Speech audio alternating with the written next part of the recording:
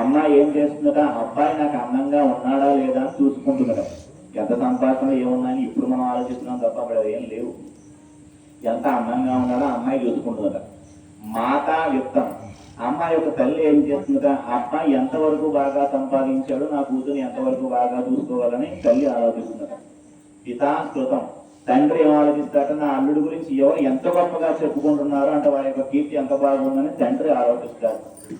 బాంధవాహ కులమిచ్చండి, మిగతా తిరుగులకు బంధువులు మనవాడైనా మనకేస్తేనా మనవాడైనా అడుగుతారు బంధువులను.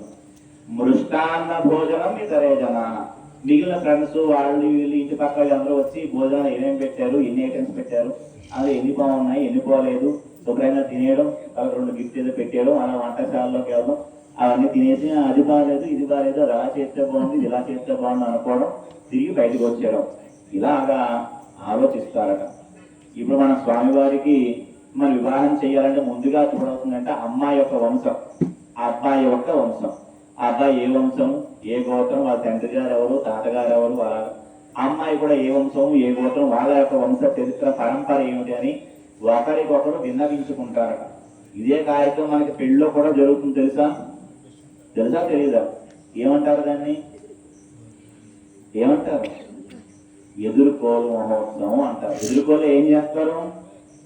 మన నిజంగా ఏం చేస్తామో మనకు తెలియదు. అప్పుడు కంగారు హడావిడి అయిపోతూ ఉంటారు. ఆడ పక్కన ఎదుగులిస్తారు, ఇటు పక్కన ఎదుగులిస్తారు, పాలు పైపోతాం, నీళ్లు పోతాం, అయ్యో మర్చిపోయి ఇది మార్చే మళ్ళీ వేరే కడిగే మళ్ళీ పోతాం అంటాం.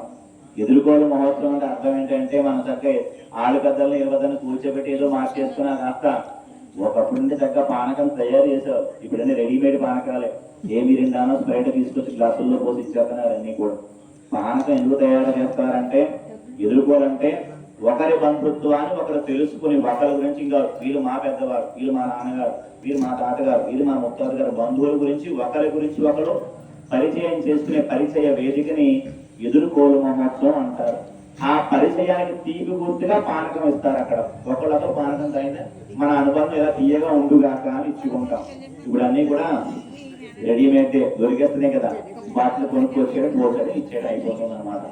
అలాగా ముందు మన స్వామివారి యొక్క వంశ చరిత్ర గురించి అమ్మలిద్దరికి ముందుగా మనం చెప్తామమ్మా, మా స్వామి ఈ వంశం వాడు, ఈ గోత్రం నుంచి వచ్చాడమ్మా, మిమ్మల్ని వివాహం చేసుకోవడం కోసం వచ్చి ఉన్నాడు అని చెప్పి ముందుగా మనం స్వామి యొక్క గోత్రనామాలను ఇక్కడ మనం విజ్ఞాపన చేస్తాం అన్నమాట.